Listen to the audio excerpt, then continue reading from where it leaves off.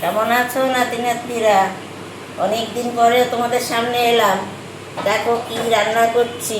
আজকে নতুন একটা রান্না, নতুন ফুলকপি দিয়ে কাতলা মাছ দিয়ে আর ঝোল করছি জিরে বাটা আদা বাটা। এই দেখো, এই যে ফুলকপি, আলু, এই জিরে বাটা, এই লঙ্কা বাটা, সামান্য আদা বাটা, টমেটো, হলুদ, নুন, আর এই হচ্ছে মাছ। ফোড়নে দেবো জিরে, তেজপাতা, শুকনো লঙ্কা, আর নামাবার সময় সামান্য মিষ্টি দেবো। দেখতে থাকো আমি কিভাবে রান্না করি, আমার সঙ্গে থাকো, ভালো লাগবে। কড়াই আমি তেল দিচ্ছি, তেলটা গরম হলে মাছ ভাজাটা করব। এবার মাছে আমি নুন হলুদ মেখে নিচ্ছি। নুন দিলাম, হলুদ দিলাম,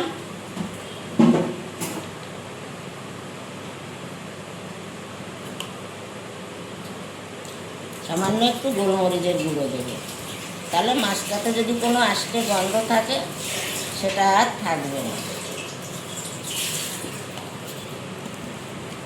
মাছটাকে আমি মেখে দিতে নিচ্ছি, লাগলে একটু নুন আবার দিতেও পারে।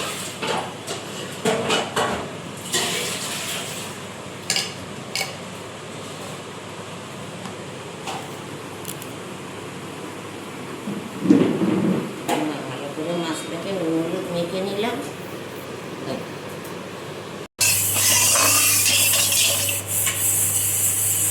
তেলটা গরম হয়ে এসছে, কড়াই সামান্য নুন দেব,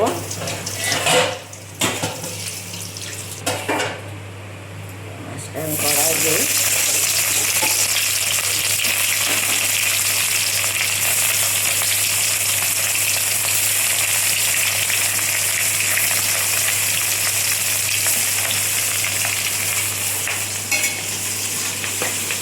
মাছটা ভাজাবো, তোমাদেরকে দেখাচ্ছি কেমন হচ্ছে, দেখো। এবার আমি মাছটাকে উল্টে দেখি ভাজা হলো কিনা।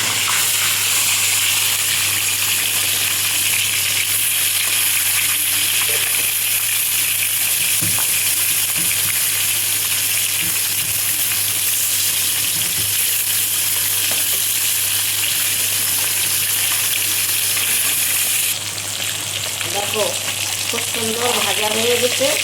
আমি মাছটা তুলে দিলাম। জ্যান্ত মাছ তো খুব বেশি ভাজলে মাছের স্বাদ থাকে না।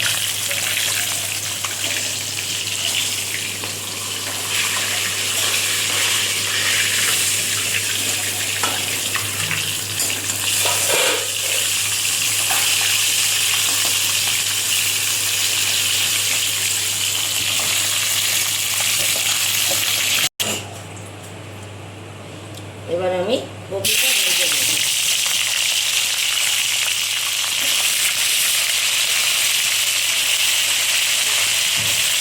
নতুন কপি দিয়ে মাছের ঝোল খুব ভালো লাগে।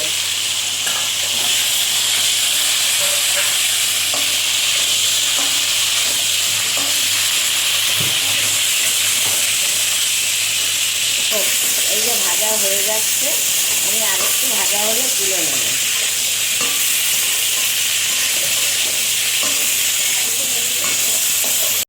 এই যে কপিটা ভাজা হয়ে গেছে, এবার আমি কপিটা তুলে নিচ্ছি।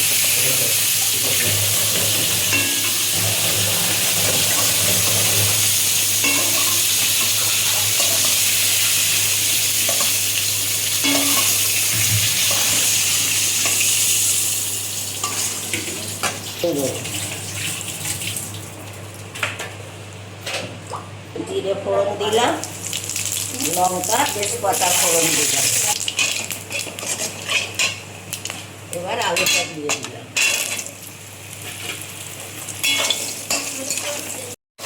এর মধ্যে আমি মশলা টশলা দিয়ে একবারে কষে বসাবো। আমি খুব একটা তেল মশলা দিই না, হালকা তেলে রান্না করি।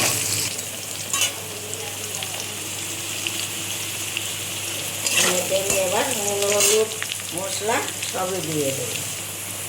এবার টমেটোটা দিয়ে দেবো।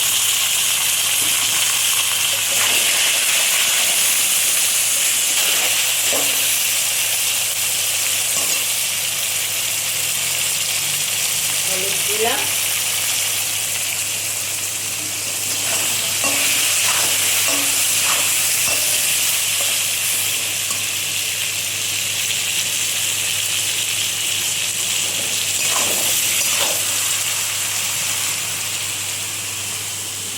এর মধ্যে একটু চিনি দিলাম, তাহলে ঝোলের কালারটা সুন্দর হয়।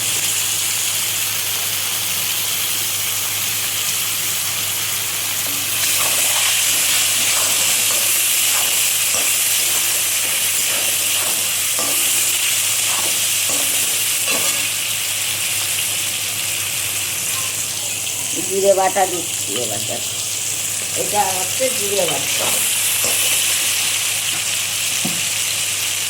এটা হচ্ছে আদা বাটা, আর এই যে লঙ্কা, কাঁচা লঙ্কা, শুকনো লঙ্কা একসাথে বাটা।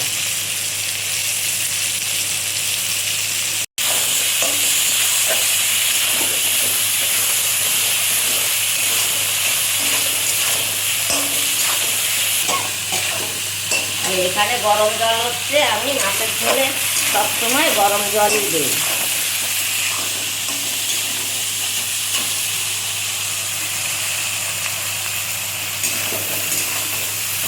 গরম জল দিয়ে দিচ্ছি, দেখো।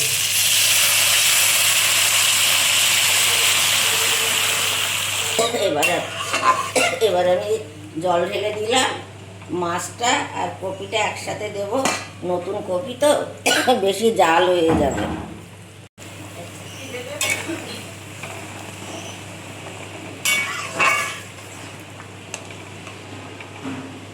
এবার আমি মাছ আর আলু দিয়ে দিচ্ছি।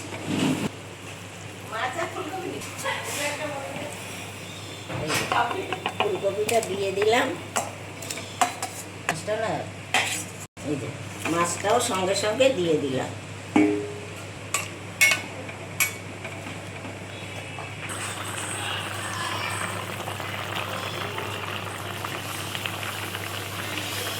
দেখো এবার আমার মাছের ঝোল হয়ে এসছে, এই যে ফোট উঠে গেছে, আমি এবার নামিয়ে দেবো। ফুলকপির ঝোল পাতলাই ভালো লাগে জ্যান্ত মাছ দিয়ে। মাছের ঝোল আমি ঢেলে দিলাম, দেখো একটু শক্ত রাখবে, এখন নতুন ফুলকপি তো, বেশি জাল হয়ে গেলে কপির স্বাদ থাকে না।